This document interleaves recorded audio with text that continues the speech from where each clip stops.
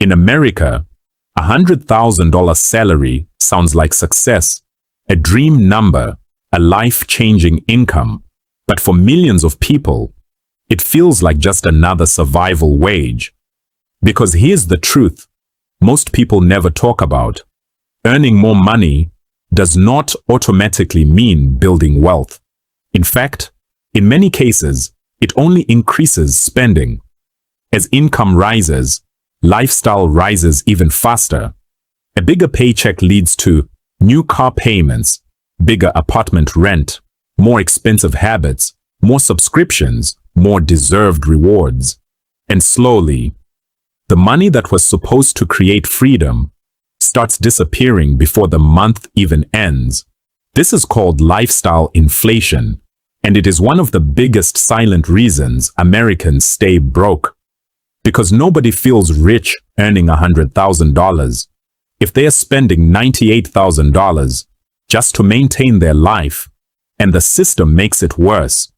Everything around modern life is designed for monthly payments, credit cards, buy now, pay later apps, subscriptions for everything, auto-renewing services, financed lifestyle upgrades. People don't feel like they are spending money anymore. They feel like they are managing payments. And that psychological shift changes everything. Because when spending doesn't feel painful, it becomes invisible. And invisible spending destroys wealth faster than low income ever could. But this is only the beginning. Because the real trap is deeper than spending habits. It is built into the structure of American life itself. And most people never notice it. Most Americans don't realize something shocking. They are not just earning money, they are also borrowing their future income, and they do it every single day. It starts very quietly. A credit card for emergencies, a car loan for convenience, a student loan for education, a buy now, pay later purchase for comfort. At first, it feels harmless, even smart, because everyone is doing it. But slowly, debt stops being a tool and becomes a lifestyle. The average household doesn't just earn income in America. They also carry monthly credit card balances, auto loan payments, medical bills, personal loans, interest charges that never sleep. And here's the hidden problem. Debt doesn't just take money, it takes future freedom. Every dollar earned in the future is already spoken for. Before the salary even arrives, it already has assignments, rent, paid loan, deducted credit card, minimum due subscriptions, auto-charged. What remains is not income. It is what is left after survival commitments. And the system is designed in a way where more income equals higher borrowing capacity, higher borrowing equals bigger lifestyle asks more debt dependency. It becomes a loop, a quiet cycle that feels normal because everyone is inside it. And the scariest part, most people don't even notice when they cross the line from I use debt to debt uses me. Because modern life has made borrowing feel like progress. A new car is not seen as debt. It is seen as achievement. A bigger house is not seen as risk. It is seen as success. A credit card is not seen as danger. It is seen as freedom. But underneath all of this, interest is always working silently, day and night, growing in the background. While people focus on income, promotions, and raises, debt is quietly taking a share of every decision. And this is where even $100,000 salary starts feeling small. Not because the income is low, but because obligations are too high. And this is only one layer of the problem, because even if someone becomes debt-free, there is another system waiting to absorb their money, a system most people trust without question. It does not come with warnings, but it changes everything over time, because inflation means the same money buys less tomorrow than it does today, And in America, this effect is constant. Rent goes up, groceries go up, insurance goes up, healthcare costs rise faster than income. Even basic services slowly increase. But salaries, they don't move at the same speed. And slowly, this creates a gap, a hidden gap between what people earn and what life actually costs. So even when someone gets a raise, it often feels like nothing changed. Because while income rises, expenses quietly rise at the exact same time. A $100,000 salary that once felt powerful starts losing its strength year by year. Not because the number changed, but because its value changed. And this is where the illusion becomes dangerous. People think, I'm earning more now, so I should be doing better. But in reality, I'm earning more, but everything around me costs more too. And there's another layer. Most people never even notice. Inflation does not affect everyone equally. It hits the middle class the hardest. Why? Because essential spending takes most of their income. Rent or mortgage, transportation, food, utilities, insurance. And after all of that, there's very little room left for savings. So when prices rise, even slightly, it directly impacts survival balance. Meanwhile, wealthier groups are less affected because they own assets that rise with inflation. They earn from investments. They benefit from rising markets. So inflation doesn't just increase prices, it quietly increases inequality. And over time, it creates a painful reality. Working harder does not always mean getting ahead. Sometimes, it simply means trying to keep up. And that constant pressure slowly creates a mindset shift. People start thinking, I just need a higher salary. But the system keeps adjusting around them. And even when income rises, something else silently expands in the background. Something that looks helpful at first, but slowly becomes a long-term financial burden. And that's where the next trap begins. On paper, a $100,000 salary sounds powerful, but in reality, that number is not what people actually take home. Because before money even reaches a bank account, a large portion of it is already gone. Taxes, federal tax, state tax, social security, Medicare, local deductions. In many cases, insurance contributions, retirement deductions. And none of this feels like one massive loss all at once.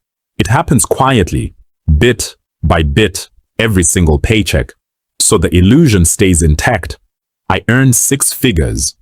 But the reality feels very different. I receive much less than 6 figures. And the emotional gap between earning and actually receiving creates confusion. Because people don't think in percentages. They think in numbers. So naturally, they expect their lifestyle to match $100,000. But their usable income tells a completely different story. And there's another layer. Most people never fully calculate. Effective tax pressure increases with lifestyle. As income rises, you enter higher tax brackets, you lose more through deductions, you qualify for fewer benefits, and suddenly, your financial life becomes far more complex. So even when someone earns more, they often feel like they're working harder just to maintain the exact same life. And here's where it becomes even more important. Taxes are not just connected to income, they're also deeply connected to spending patterns. Sales tax on purchases, property tax on homes, capital gains tax on investments, even hidden taxes built into services and everyday goods. So money is constantly being reduced from multiple directions, not just once, but everywhere. And because this system is automatic, most people never clearly feel the impact in real time. They only feel one thing: I don't know where my money is going. And that confusion leads to a dangerous conclusion. People assume the problem is income, so they focus only on earning more overtime, more jobs, more side hustles, more pressure, but without realizing if spending habits and tax structure stay exactly the same, then extra income gets absorbed just as quickly. And this creates a cycle. Work more, earn more, lose more, feel the same. And this is exactly why even high earners feel stuck. Not because they are underpaid, but because their money is constantly being distributed before they ever get control over it. And while taxes reduce visible income, there is another force quietly reducing wealth in a completely different way. A force that doesn't even feel like a loss. It feels like normal life choices. But over time, it becomes one of the biggest wealth killers in modern society. In modern America, money is not just about survival anymore. It's about appearance, how you look on social media, what you drive, where you live, what you wear, how your life is perceived by other people. And that creates a silent financial pressure, the kind that never shows up on paper. Because nobody wants to feel average. So even people earning good salaries start upgrading their lifestyle. Not because they truly need to, but because they feel like they're supposed to. A slightly better car, a nicer apartment, frequent food deliveries, weekend trips, branded items, tech upgrades, subscriptions that everyone has. Individually, each choice feels small, but together, they slowly create a lifestyle that demands constant spending. And here's the hidden mechanism. Social comparison starts replacing financial planning. People stop asking, can I actually afford this long term? Instead, they ask, what will people think if every scroll shows someone traveling, someone upgrading their home, someone buying something new, someone living a better life, even when much of it is carefully curated or quietly financed through debt? But the brain doesn't compare reality. It compares highlights. So people start feeling behind, even when they're financially doing okay. And to escape that feeling, they spend. This is where the cycle gets deeper. Feeling less, spending more, temporary satisfaction, repeated pressure. And slowly, savings disappear. Not because of one massive mistake, but because of hundreds of small emotional decisions. And the most dangerous part? These decisions feel completely normal, because everyone around them is doing the exact same thing. So overspending no longer feels like a warning sign. It feels like participation in modern life. But while people stay focused on lifestyle upgrades, another quiet force keeps working in the background. It doesn't demand attention. It doesn't feel urgent. But over time, it changes everything about wealth building. And most people only realize it when it's already too late. After debt, inflation, taxes, and constant lifestyle pressure, there's one final truth most people completely miss. Wealth is not built by income alone. It's built by systems. Because in America, a lot of people earn well, but very few actually have a structure that turns income into long-term wealth. Most people live inside the same cycle. Earn, spend, repeat. And as long as that cycle keeps running, financial progress stays painfully slow or completely invisible. Because the real problem is not just how much money comes in, it's what happens to that money after it arrives. Because real wealth requires separation. Separation between income and lifestyle, income and emotions, income and impulse spending, income and long-term planning. But in real life, everything gets mixed together. Money comes in, bills get paid, lifestyle expands, and almost nothing is left for future growth. And slowly, that pattern becomes automatic.